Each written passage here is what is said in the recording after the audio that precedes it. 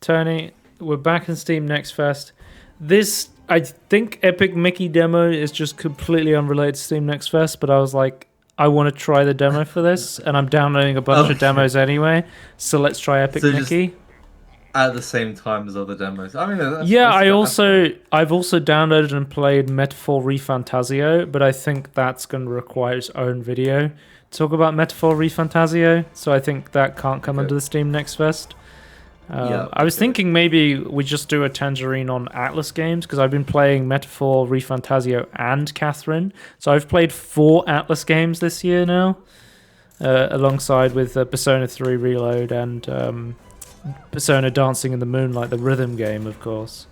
But yeah. This is Epic Mickey. I have never played the original Epic Mickey. I'm not particularly a huge Disney fan in general, I would say. Man, Disney has like such a weird relationship with video games when you think about all the weird like Kingdom Hearts games as well. Oh yeah. There was a time where Disney was like, fuck it, do whatever with the IP. And I feel like they're a lot more careful now. I don't know. But anyway. Yeah. Was it before they did bigger stuff? I don't know. This is Epic Mickey. It is a 3D platformer, which I'm a very big fan of 3D platformers, and I have zero nostalgia for this, so I was like, I wonder how it holds up in modern day. This remaster of the original game. Because I was always interested in it because it had the paintbrush mechanic, where Mickey is like... Oh, yeah. What is that thing? Like, Fantasia, where he's like a wizard or something, right? Yeah. You try to become a wizard or something, yeah. Yeah, but basically... You got magical spells. One of the core mechanics of this game is... this is just... I watched this and I was like, yeah, you don't need to watch this. You're just going to walk around a castle and, you know, paint stuff. Essentially, the main mechanic is you have this paintbrush and it has thinner and filler, like paint thickener, and there's platforms that'll be see-through and you can make them appear and disappear, and you use that to platform. So that's the kind of the main gimmick of the game. I thought this would be like really interesting. It turns out it's pretty simple. Like it doesn't. I don't think it adds too much to the game. And I think the actual platformer itself is like it's fine. Like it controls fine, but it's nothing like exceptional. It's like like the story is whatever, the core mechanic is whatever, the platforming is fine. You know, it's kind of just an average 3D platformer. The visuals are the only thing they're really going for. Like, yeah, I feel like the Disney IP might be the thing carrying it, or like nostalgia might be the thing like carrying it for a lot of people. Oh yeah, that as well. Because the game is very like handholdy, but I'm like, it's clearly meant for children. Like most 3D platformers are built with children in mind, but this is very like, you need to stop and press this button to do this. And I'm like, I've played a 3D platformer before. Is there an option where I can skip this stuff? Like every like area, I was like, there's a secret here. I feel like there would be a secret here, and it's like, yep, there's a secret here. It's a straightforward game, I would say, about Epic Mickey. Yeah, you go from these like, there is different like colored paints, and taking different colors because you can call like an assist. So like a paint creature will come and help you, and what paint, you know, painting in a certain amount of stuff, and the stuff that you paint in will change that creature. I didn't get too deep into that system, but I thought that was a little bit more interesting. But I'd never really used it that much, or could figure out like how you would more so manipulate that. Like I tried like painting all of the trees, and be like, oh, maybe painting all the trees will change. So I'm like, there's probably a way to figure it out. But it's like, I don't know, it wasn't interesting. You're going around, you're collecting vouchers for some reason. I don't really know what the vouchers do. You might be able to buy stuff later down. Again, I only played the demo, so there might be something later down the line where you can like spend on upgrades. That would be interesting. And then there was also these videotapes that you could collect, which I was collecting because it's a collectathon sort of game, but I don't know if they actually do anything in the grand scheme of the game. I did like that there was this you could spin the paintbrush around like an attack, but it was also sort of like a mid-air reset, which was quite nice. Like, again, the platforming feels fine. Multi-use. Yeah. Okay. But it's nowhere near something like a Hat in Time or like an Odyssey. It is just. But those are, I don't know. I feel like. Oh, Hat in Time and Odyssey are like peak platforming. Yeah, so I mean, it's come a long way, and I'm trying to think of a platforming game I've played where I would say peak for me personally. Like, I guess peak as of now, yeah, sure. I mean, what game would have better platforming than A Hat in Time or Mario? Because Astrobot came out recently, and people were like, "Man, this is the best platform in the genre that isn't Mario." And I'm like, "Yeah, it's because Mario has been carrying the fucking platformer genre for the past 20 years, like 30 years, even like longer than that." Like when I think of great 3D platformers that aren't Mario, it's like I think of A Hat in Time. Like it's pretty much it, right? Let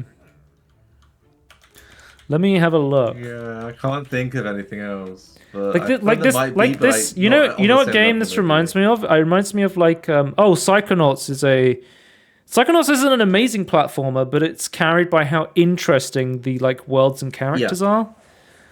Yeah.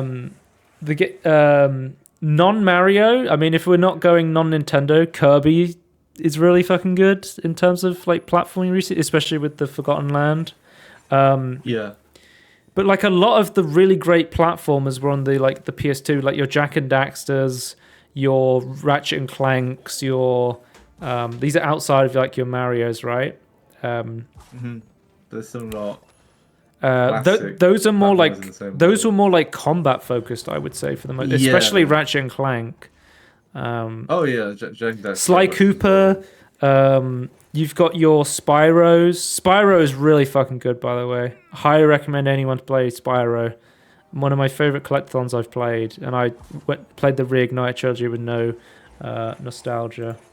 But who would have thought, that Insomniac Games making another platformer about a dragon would be really, really good. Yeah. Yeah, those are probably some of my, like Sonic, Super Lucky's Tale, Ratchet and Clank, Psychonauts, Kirby. Those are sort of my favorite non-Mario platformers, I would say. Ukulele and Impossible Lair, Donkey Kong, really good.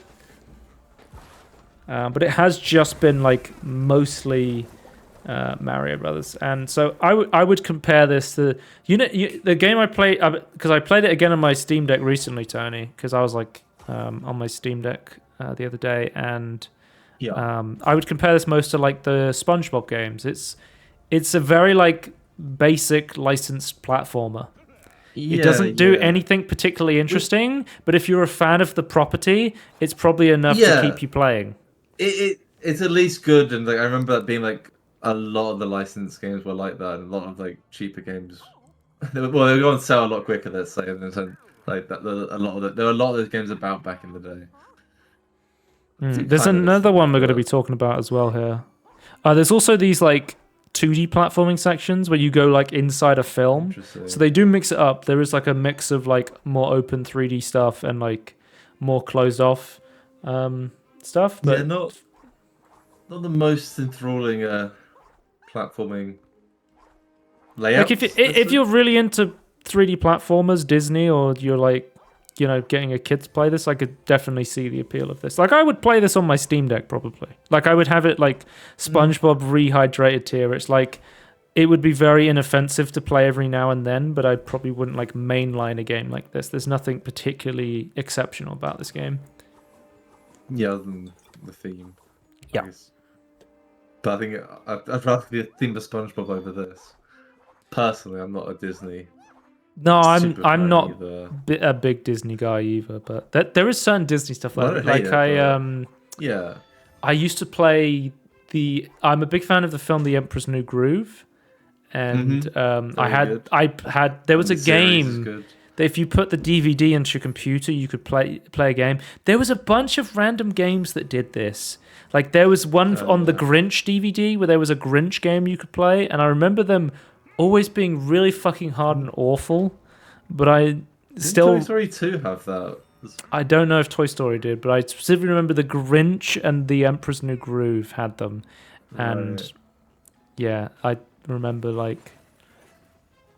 But like I like the Emperor's New Groove. There's like a Hercules, like I like Hercules. Like there is some Disney properties where I'd be more like interested in seeing them. Like I bought the Kingdom Hearts games. I'm very interested to see Disney anime, but you know, that's a different kettle of fish, right? Yeah, I don't know what's going on with Kingdom Hearts, so very curious. Let's skip this one. Let's go on to the Smurfs. So this is in the next fest, and this is another licensed 3D platformer. I'm not a huge fan of the. I don't think this isn't a remake. I don't think this is like a new game. But I'm also not a big fan of the Smurfs. Like, I don't dislike the Smurfs, but I'm not like, oh, I love the Smurfs, I have to try this. I'm more so like, you know, the Smurfs or whatever. But this came out and I was like, oh, it actually looks pretty good. Immediately, I think, like, they've done a good job of making it, look very presentable without being, like, super in your face sort of thing. Yeah, it doesn't look like the generic, just like we've made like all these colourful. It looked like there was artistic intent to this. Yeah, there's artistic vibrancy instead of just we increase the saturation.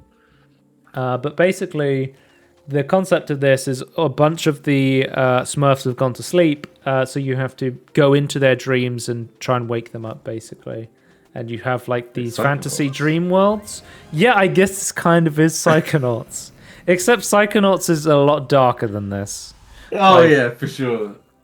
And Psychonauts also has talking characters with, like, very funny, like, dark dialogue. But yeah. Yeah, so initially I went into this and I was like, oh, it's another, like, you know, bog standard, like, simple platformer. Like, it's fine. It's an okay platformer. I think this is going to be okay. You're going around and you're collecting these cherries for some reason, and you know, is that standard, you know, 3D platformer? Is that a Smurfs thing? I don't know. I don't know much about Smurfs. Like, maybe they eat. I said they were French before we started recording, and then I looked up and I was like, no, they're Belgian. I'm like, well, you know, close enough, sort of thing. Yeah, same place.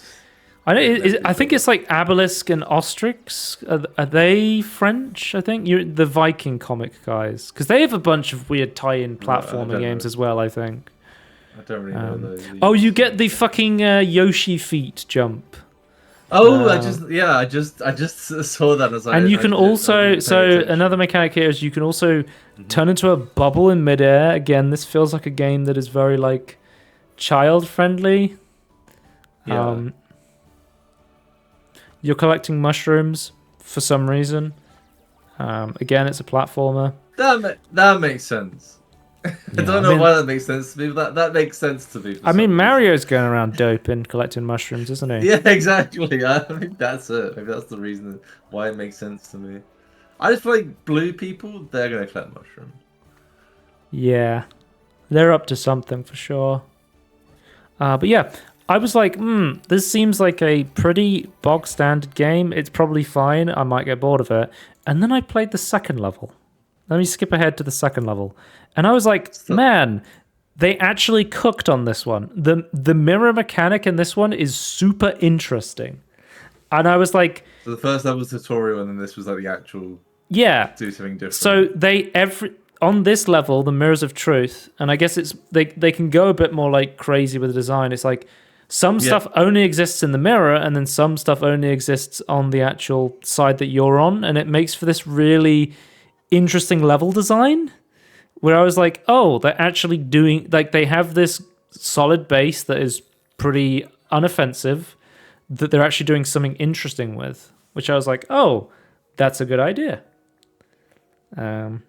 Almost like a puzzle because you have to figure out like where it is. Yeah, mirror, it's a much more puzzle almost, platformer now. Almost like a puzzle. And one of my favorite Close. parts in this level was I looked in the mirror and there's a mirror, right? And there's this giant gap and there's nowhere to get across it because there's no bridge on the... Sometimes there'd be like a bridge on the mirror side.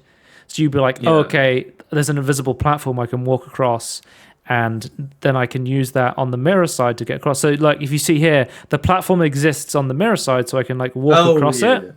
Yeah. Which is a trick at that point, yeah. But then I was like, there was this massive hole and I was like, there's not really a fucking mirror there, is there? And I walked through it and I was like, no, it's not a mirror anymore. It's just a window. And I was like, they like almost got me with that. But I was like, no, I've played these games before. I know what you're trying to do. You're trying to get me to just blindly walk off the edge of the map. But yeah, the second level was trying to be different. I like that. The second level was really good, like genuinely good game design. Wonder what these guys have also worked on. They've also worked on Heroes of Nature. What's this? I don't know, because like it's published by Microids, and Microids makes a bunch of these licensed games. I feel like their portfolio is like for example, Tony, this is from the publisher of Garfield Kart and Garfield Kart Furious Racing. Okay.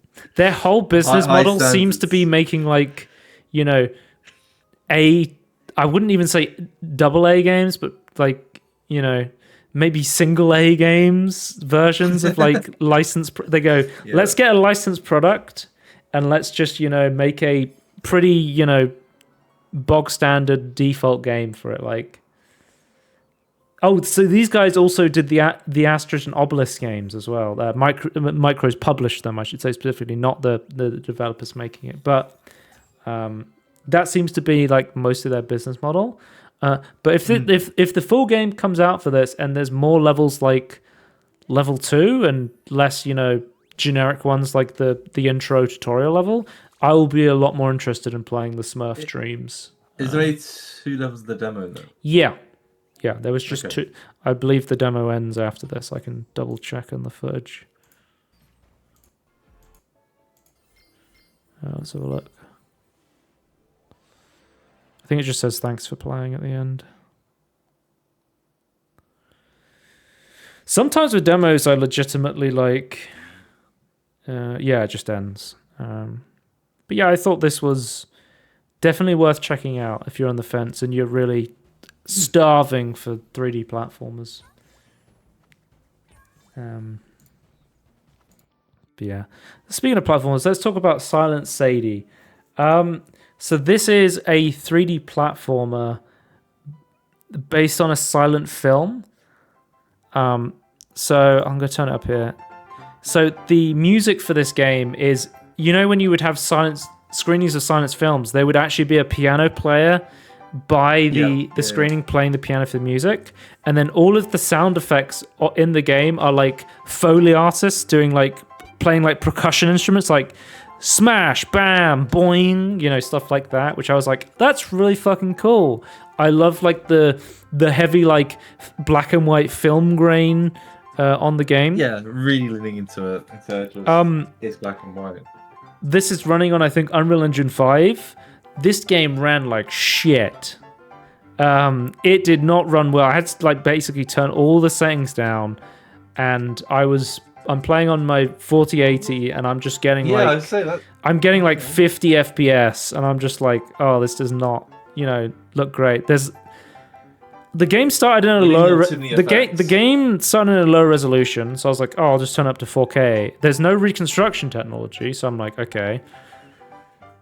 But, you know, running this at native 4K, it doesn't look like a particularly demanding, but maybe it's because all of the effects and the stuff going on the screen that it's making it more demanding. There's probably you'd have to get some like actual there's like tools you can do to like look at games I've been watching people do. But you have to get like an actual. But this game was really heavy to look at it. Yeah. But yeah, so this man. So not only was it like it was chugging, like, physically while I was playing it. But the animations in this game were, like, super slow. And there was just no reason for some of them. So, like, I think the most egregious... The most egregious... What it's like, I would press the button and it felt like I had, like, 1 to 2 milliseconds of input delay. And it's like, and then it does the thing. And then my umbrella comes out. It's like... Because I think it like the music and the actual like the look, like it has this really nice idea with the 20s aesthetic. It's set in like the Prohibition, so you have like these gangsters that are, you know, in black and white, film grain, piano background. But it's just like, yeah, the game was clunky, ran poorly, felt like every action had delay, long animations. And then, like, it was really simple. And then at some point, it turns into, like, a slow-paced stealth game where you have to, like, sneak behind boxes behind these Prohibition guys. And then it's like, okay, now here's a boss hell run mission which requires you to make leap-of-faith decisions with no checkpoints. And it's so held back by clunky controls, and you'll just die. And it's like, well, start the entire thing again. And I'm just like, God, this is so fucking out of place for what I've just been playing. And it's just like, it just became really frustrating to a point where I was like, I legitimately sat there and tried to do this boss rush thing for like, 15 minutes or something, like in one go, because there's no checkpoints for it, which you should just put checkpoints in it. Yeah, But it was like, I guess it's like it's playtesting. But every time I did it, I was like, with the game's running like shit, and then I'm like, and I have to basically preemptively do all my actions because the game feels so clunky and sluggish. Is it? Yeah, it's a big. Yeah. No, look how slow look how slowly you move boxes in this game, and you'll have to like regularly move boxes to solve puzzles. I get that they're trying to do this animation of being like, oh, it's a really heavy box, it's hard to move around, but it's a 3D platformer. Like, you should... It should feel snappy to move. Like, 101 of platformers, don't make movement clunky. But could you not just do, like, just have them, like pull from the middle, like lean really back, but then have it just move. You know what would be really cool? You know, like in Wile E. Coyote, where he's like running on the spot. Like have her legs moving really fast, so it looks like she's doing a lot, but then have the box move faster. You know? Yeah. So it looks like it's still really heavy, but you have like these, these early cartoon effects to them. But she's still in the position where it's like, even if it was moving faster, it would look heavy. Like, I feel like you wouldn't have to do much. Don't mind me just slowly moving a box around. Yeah. But yeah, let me go ahead. Because you go down into, like, this Prohibition area, and it's like... It gets even slower, because you then suddenly have to, like, start sneaking behind these... mafia guys. Because there's this whole subplot about, like, Prohibition stuff's going on. I don't know if this is part of the film, or if this is part of, like, something... that's going on behind the films, but yeah, it's also part stealth game, which some people will like, some people won't like.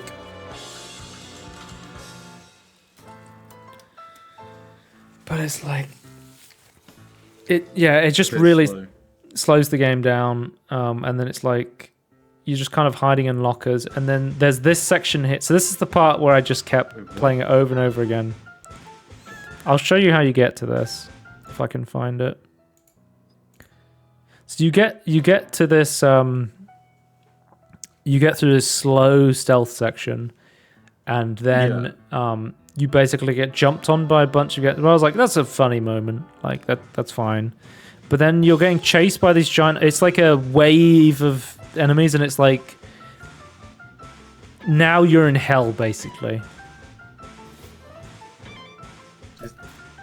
Yeah, why are there no here's another annoying, because so you have this umbrella mechanic.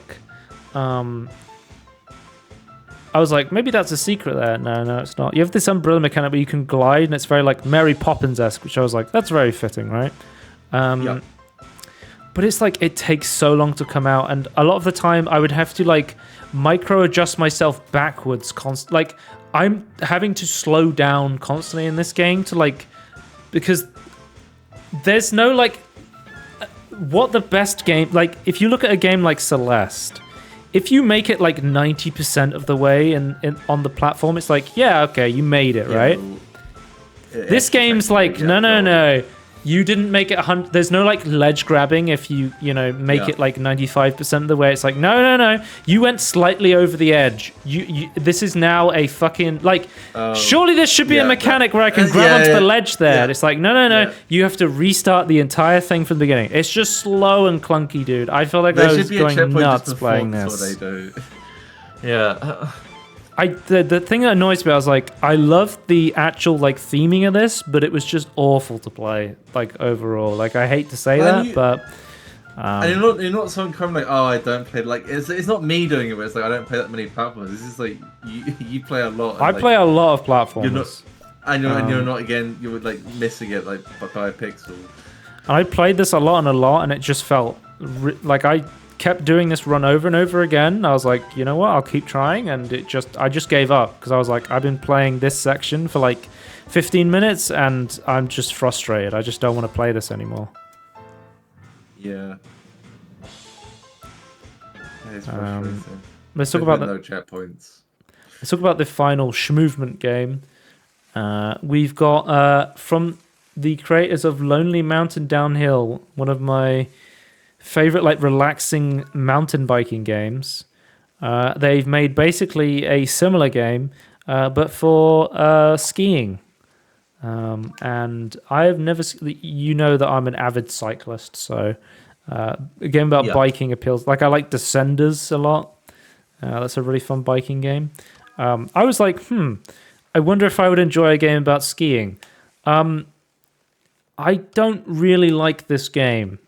And I think it... Really? Yeah, I don't like the actual, like, skiing mechanic. I like stuff where you can kind of turn on a dime. Again, going back to the previous game. I like... So, like, when I look at games like GTA or The Witcher, where it's like, no. If you commit to an animation, you have to follow it through. And if that slows you down, so be it. It's more realistic. I quite like that. I prefer games like Neon White, where it's like no, you can immediately just turn left and you will be turning left. Sure. And if you can't, and if you're halfway through turning left and you want to go right, you can just then be immediately turning right. Like really quick, responsive game. That's the sort of stuff I like. I actually like this like a car. Like you can't immediately turn in a car, even in GTA, surely. But I guess it's still more than that, I suppose. But yeah, it's very much like some weight behind your turn. I was getting really confused by like because you don't control the camera in this game, so sometimes my controls would be backwards, and I'm really bad with backwards controls. Yeah, that's interesting. But yeah, I don't know, because like you have to put a lot of thought into your movements in this game. It's like, which I don't know.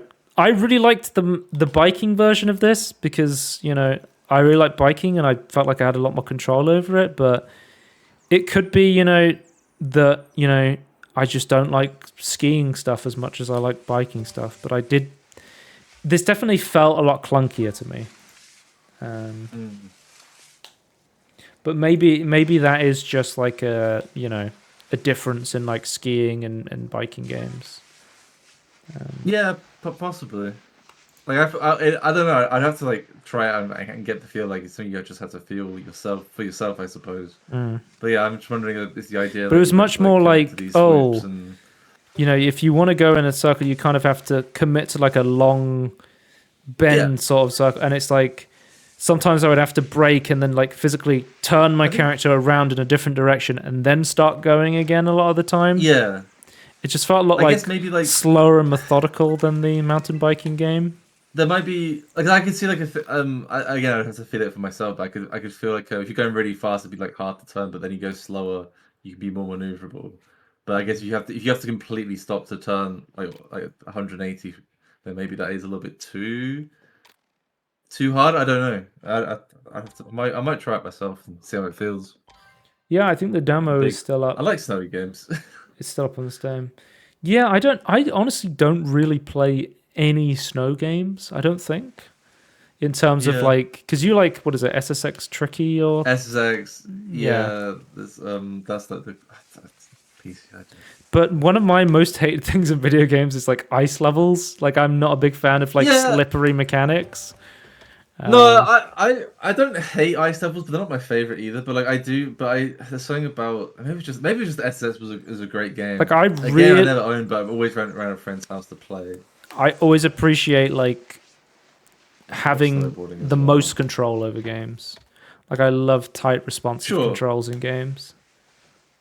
But I feel like sometimes the limitation is like what makes it like feel correct. That's kind of what I like from like I know I come as a game where like I think we played it together ages ago, but it's a game where you could like either be like it's a game where you could either there's other things you play as well, but you'd be like a really slow heavy guy and a quick guy, and is that you're like, oh, the heavy guy's awful. And I think I played as like, no, I quite like the heavy guy.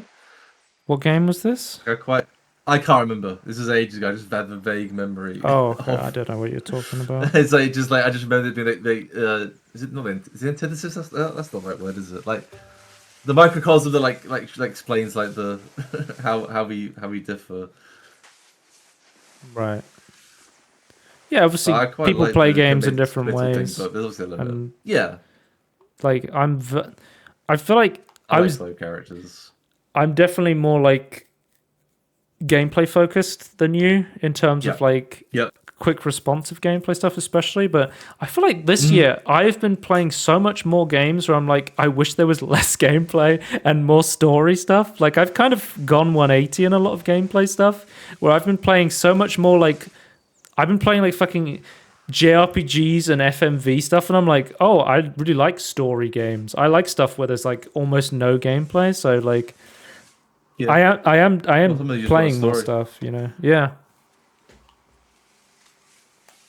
But yeah, I think this demo is still up, so I might give this a go and see how I feel. I might. Again, it could be just I'm not as big a fan of the skiing physics as I am biking stuff, but I did like realistic driving games and things that you'd rather have the arcade. Oh, I love arcade races. Yeah, I'm not a big fan of racing sims. Wouldn't play like Gran Turismo. No. But yeah, I really liked. I don't know if I ever talked about it on the podcast, but I really liked Lonely Mountain Downhill. I played on Games Pass, so it's a really relaxing, fun game. But yeah, I think that's the end of the Schmovement games. As some people call that's my kind of Schmovement games, as the kids would call them, smooth movement games. That's what I like. But yeah, we'll see you next time. Goodbye. Bye.